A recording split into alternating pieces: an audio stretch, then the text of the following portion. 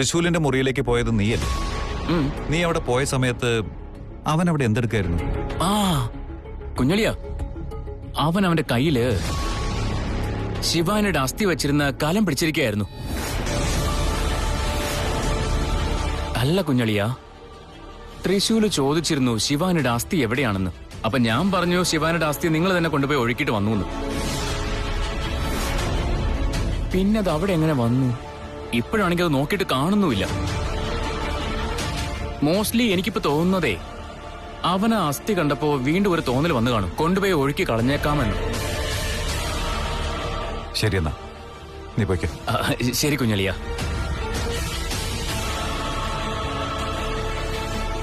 നിന്നോട് ഞങ്ങൾ പറഞ്ഞതായിരുന്നില്ലേ അവളുടെ അസ്ഥി കൊണ്ടുപോയി ഒഴുക്കണമെന്ന്? എന്തുകൊണ്ട് ചെയ്തില്ല? അവന്റെ മനസ്സിന് ചഞ്ചലമുണ്ടാവാൻ താൻ തന്നെയാ കാരണമെന്ന് എനിക്ക് മനസ്സിലായി കഴിഞ്ഞു. ഞാൻ മന്ത്രപ്രയോഗങ്ങളൊക്കെ നടത്തി അവൻ എന്റെ വഴിക്ക് കൊണ്ടുവന്നതാ. ആ നാഗറാണിയുടെ മുടിയോ നഖമോ എന്തെങ്കിലും കണ്ടു കഴിഞ്ഞാൽ അവൻ പൂർവ്വസ്ഥിതിയിലേക്ക് വരുമെന്ന് അറിയാവുന്നത് കൊണ്ട് തന്നെയാ അസ്ഥികൾ ഒഴുക്കി കളയാൻ പറഞ്ഞത്. എന്നാൽ നീ അക്കാര്യം ചെയ്യാതെ എന്തിനാണ് കള്ളം പറഞ്ഞത്? അതൊക്കെ ഒരുപാട് കർമ്മങ്ങൾ ചെയ്തൊഴുക്കേണ്ട കാര്യമാണ്. അങ്ങനെ ഞാൻ പറഞ്ഞതിന്റെ കാര്യം എന്താന്ന് വെച്ചാ അത് നാഗറാണിയുടെ അസ്ഥിയാണ്. വെറുതെ എടുത്തിയാടി ഓരോന്ന് ചെയ്തു കൂട്ടി വെറുതെ പ്രശ്നങ്ങൾ വീണ്ടും ഉണ്ടാകരുതെന്ന് കരുതിയാ ഞാൻ അതെടുത്ത് മാറ്റിവെച്ചത്. അതെടുത്ത് മാറ്റിവെക്കാൻ വേറൊരു സ്ഥലവും കിട്ടിയില്ല അല്ലേ? ഞാനത് മറ്റെവിടെ കൊണ്ടുവച്ചാൽ അവൻ കണ്ടുപിടിക്കും.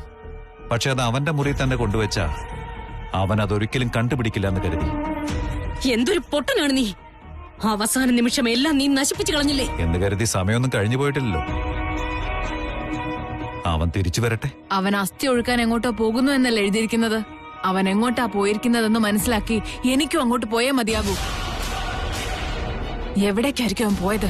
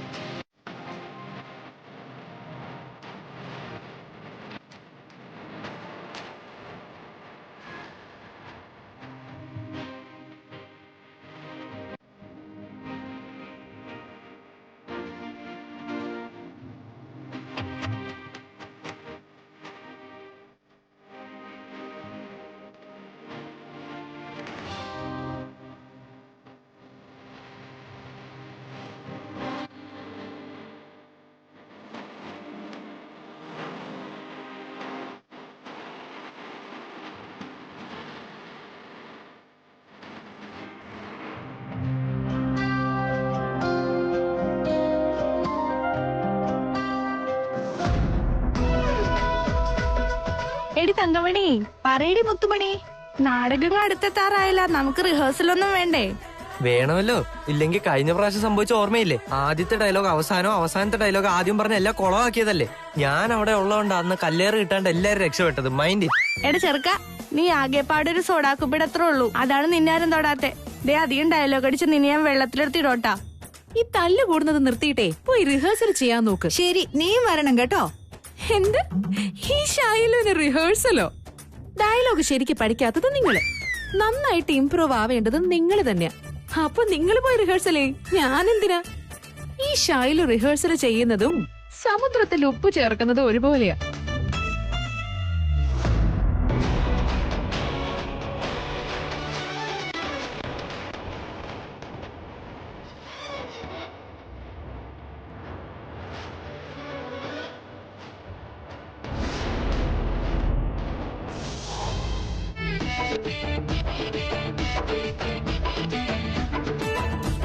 എടി എന്നാ തുടങ്ങിയാലോ നമുക്ക്? ആദ്യം ഞാനാണേ. സ്വർണ്ണമ്മേ, നിന്റെ മകൾ എന്റെ മകന്റെ പുറകെ നടന്ന് ശല്യപ്പെടുത്തിയാന്ന് കേട്ടല്ലോ. എന്താ ശരിയല്ലേ? ഞാൻ കേട്ടത് അങ്ങനെ അല്ലല്ലോ രമയമ്മേ. നിന്റെ മകൻ എന്റെ മകളുടെ പിറകെയാണെന്നാണല്ലോ.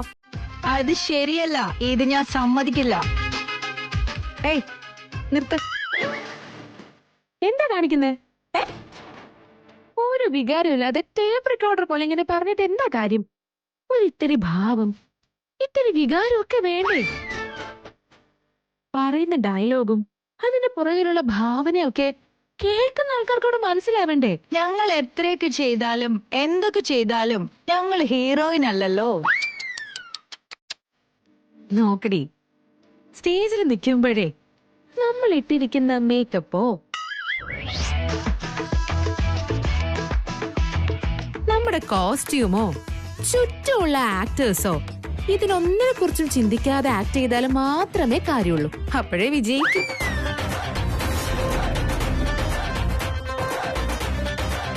ചേച്ചി, എന്താ ചേച്ചി പബ്ലിസിറ്റി? ഓരോ നാട്ടിലുണ്ടല്ലോ ആൾക്കാർ കൂടിക്കൊണ്ടിരിക്കുക. ചേച്ചിയുടെ കട്ടൗട്ടിന്റെ അടുത്ത് ജനസാഗരമാ. ചേച്ചിയുടെ ഫോട്ടോ വെച്ച് നോട്ടീസ് ഇല്ലേ, അത് കണ്ട് കുളിര് ഓരുവാ. ആ ആൾക്കൂട്ടത്തിലെങ്കിലും പെട്ടാലേ തവിട് പൊടിയായി പോവും. അത് തന്നെയാ മോനെ ഈ ഷൈലുവിന്റെ കപ്പാസിറ്റിയും ഷൈലുവിന്റെ സ്പെഷ്യാലിറ്റിയും. അറിഞ്ഞൂടെ? ഈ ഷൈലു എന്ന് പറഞ്ഞാൽ സ്റ്റൈൽ, സ്റ്റൈൽ എന്ന് പറഞ്ഞാൽ ഷൈലു. ചേച്ചി, ആ ഒരു 80s-ലാണോ 90s-ലാണോ അങ്ങനെ ഏതോ ഒരു കാലഘട്ടത്തില് വിശ്വാമിത്രന്റെ മുന്നിൽ മേനക ഡാൻസ് ചെയ്തിട്ടാ തപസ് ഇളക്കിയതത്ര. എന്നാൽ ഈ കാലഘട്ടത്തിലെ ഈ ഷൈലുവിനെ ഒന്ന് കണ്ടു കഴിഞ്ഞാൽ അവളുടെ ഒരു ചിരി കിട്ടിക്കഴിഞ്ഞാലേ അവരവിടെ തന്നെ ഫ്ലാറ്റ് ആകും. അതുകൊണ്ടാ ഈ ഷൈലു ഗ്രേറ്റ് ആണെന്ന് പറയുന്നത്. ഈ ഷൈലു നടന്നു പോകുമ്പോഴേ അവളെ ഒന്ന് നോക്കാത്ത ആണുങ്ങളേ ഇല്ല. അവളെ നോക്കിയില്ലെങ്കിൽ അവനാണേ അല്ല. എക്സാക്ട്ലി. ചേച്ചി, നമ്മുടെ നാട്ടിൽ ഏതാ ഒരു വിശ്വാമിത്രൻ ഇരിക്കുന്നത്. ദാ അങ്ങോട്ടൊക്കെ പാവം എന്തോ സങ്കടത്തിലാന്ന് തോന്നുന്നു. കണ്ടിട്ട് നമ്മുടെ നാട്ടുകാരനാന്ന് തോന്നുന്നില്ല.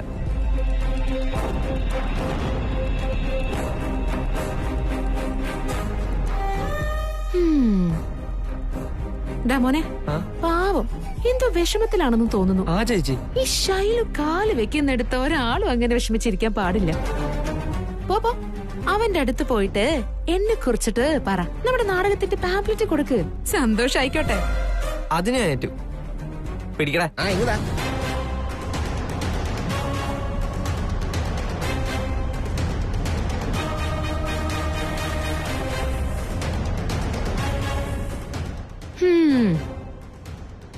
നടക്ക്, പ്രാക്ടീസ് ചെയ്യാം.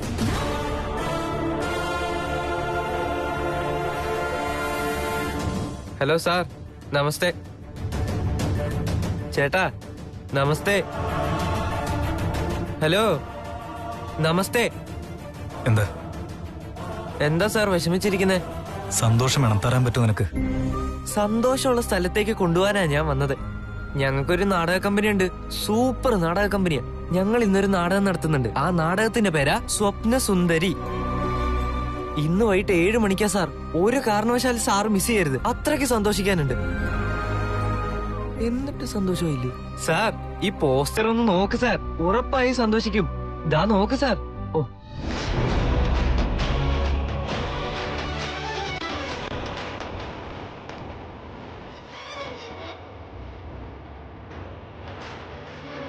ഇവൻ ചേച്ചിയുടെ മുഖത്ത് നോക്കുന്ന കൂടെ ഇല്ലല്ലോ.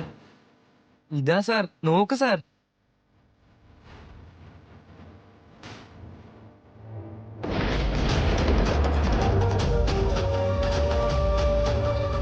വരില്ല. സാർ ഉറപ്പായിട്ടും വരണം സാർ. നല്ല അടിപൊളി സൂപ്പർ നാടകമാണ് സാർ. ഒരിക്കല് കണ്ടാ പിന്നെ സാറിന് വീണ്ടും വീണ്ടും വന്ന് കാണാൻ തോന്നും സാർ. അതിലും ഞങ്ങളുടെ ചേച്ചിയുടെ ആക്ടിങ് സൂപ്പറാണ് സാർ. ശോഭന, ഐശ്വര്യ, ശ്രീവിദ്യ ഇവരാരും ചേച്ചിയുടെ മുമ്പേ ഒന്നുമല്ല, അതൊക്കെ മേലെയാണ് സാർ ചേച്ചി. ഞങ്ങളുടെ ചേച്ചിയുടെ അഭിനയം കണ്ടിട്ട് പലർക്കും അസൂയ. സാർ സാറിനെ കണ്ടിട്ട് ലവ് ഡിസപ്പോയിന്റ്മെന്റ് ആണെന്ന് തോന്നുന്നു. അത് വിട്ടുകള സാർ. ഒരു പ്രാവശ്യം എന്റെ ചേച്ചിയെ നോക്കിയ സ്വന്തം ലവറിനെ തന്നെ മറന്നുപോകും. നോക്ക് സാർ, ഒരു പ്രാവശ്യമെങ്കിലും നോക്ക്. നിങ്ങളുടെ മനസ്സിലുള്ള മറന്നിട്ട് ആ സ്ഥലത്ത് ഞങ്ങളുടെ ചേച്ചി വന്നിരിക്കും. നോക്ക് സാർ. സാറിന്റെ പെണ്ണിനെ സാർ മറക്കും. നോക്ക്.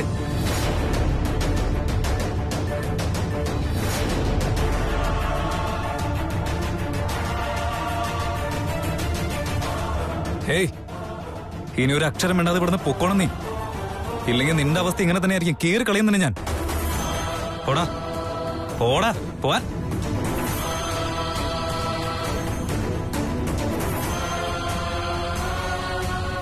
എന്റെ ശിവാനിയുടെ സ്ഥാനത്തേക്ക് വേറെ ആരോ വരാൻ പോകുന്നു. അങ്ങനെ വരാൻ അവള് ശിവാനി അല്ലല്ലോ. ആ സ്ഥാനം ശിവാനിക്ക് മാത്രമുള്ളതാ.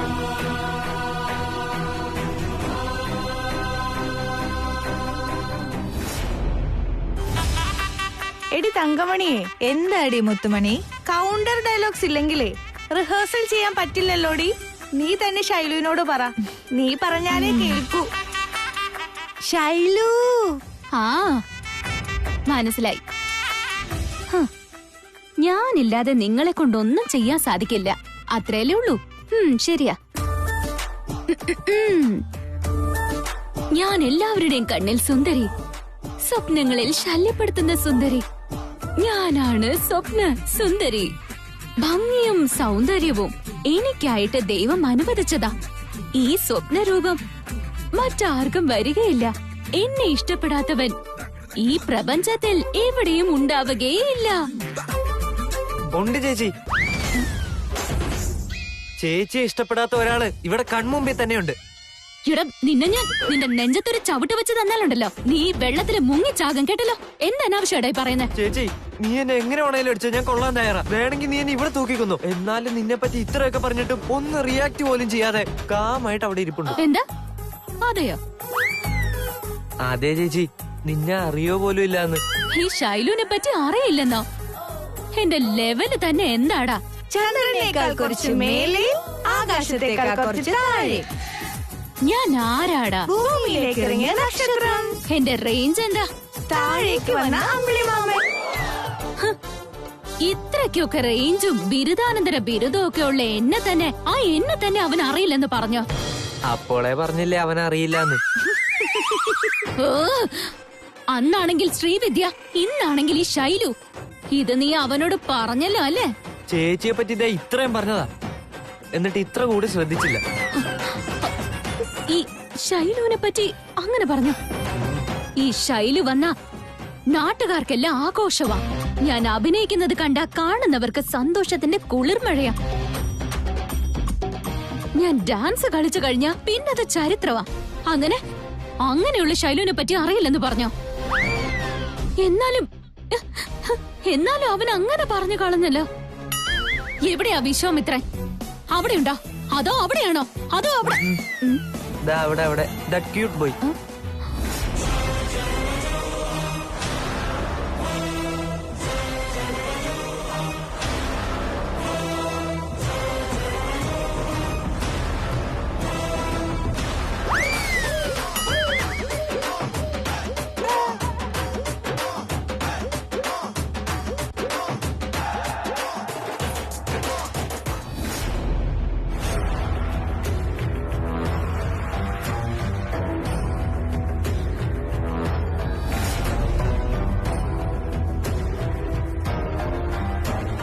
കൊച്ചു മുതലാളി, അങ്ങ് പറഞ്ഞത് ശരിയാണെന്ന് തോന്നുന്നു. തൃശ്ശൂലിനെ കല്യാണം കഴിപ്പിക്കാൻ വേണ്ടി പറഞ്ഞതാണെങ്കിൽ അതൊട്ട് ശരിയായില്ല. എന്തു പറഞ്ഞു എന്നാ പറയുന്നേ? തൃശ്ശൂലിനെ വളർത്തിയത് നീയായിരിക്കും. എന്നാൽ അവൻ ഈ വീട്ടിലെ പുത്രനായിട്ട് വന്നത് പിന്നീടാണെന്ന് അമ്മ പറഞ്ഞത്. എന്ന് വെച്ചാൽ ഈ വീട്ടിലെ മകനാണ്. അതുകൊണ്ട് അവന്റെ ജീവിതത്തിൽ എല്ലാ തീരുമാനങ്ങളും എടുക്കുന്നത് ഇവിടെയുള്ളവരായിരിക്കും. അതൊന്നും തെറ്റാണെന്ന് ഞാൻ പറഞ്ഞിട്ടില്ല കൊച്ചു മുതലാളി. പക്ഷേ മുതലാളി വീട്ടിലില്ലാത്ത സമയത്ത് പലർക്കും പല അഭിപ്രായങ്ങൾ പറയാം. അങ്ങനെ ആരൊക്കെ എന്തൊക്കെ അഭിപ്രായങ്ങൾ പറഞ്ഞാലും അതിലൊരു തീരുമാനം എടുക്കേണ്ട ആള് മുതലാളിയാണ്. അങ്ങനെയുള്ളപ്പോ നീ ആള് കൊള്ളാലോ.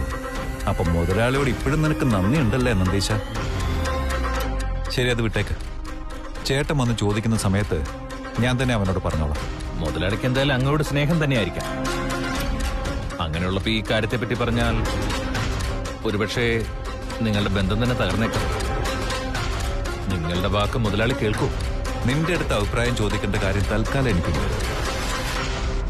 നിന്നെ ഏൽപ്പിച്ച പണി എന്താണ് അത് ചെയ്താൽ മതി.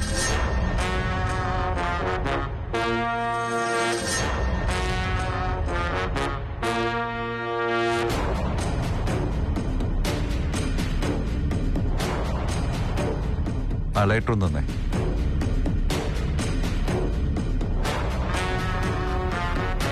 മുതലാളി എന്നോട് പറയായിരുന്നു നിങ്ങൾക്ക് ഒരു ചീത്ത സ്വഭാവങ്ങളും ഇല്ലാന്ന്.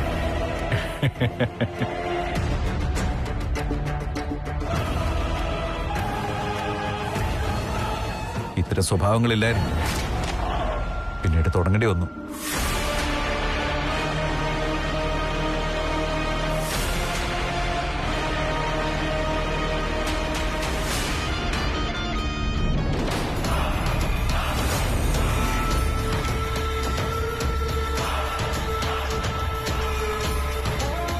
ഇയാളുടെ സ്റ്റൈലെല്ലാം മുതലാളിയെ പോലെ തന്നെ ഉണ്ടല്ലോ.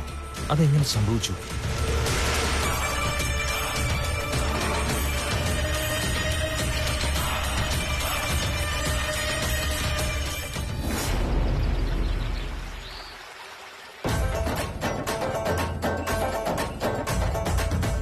എടി മുത്തുമണി, പറയടി തങ്കമണി, നമ്മുടെ ശൈലു എന്ന് പറഞ്ഞ ആരാ?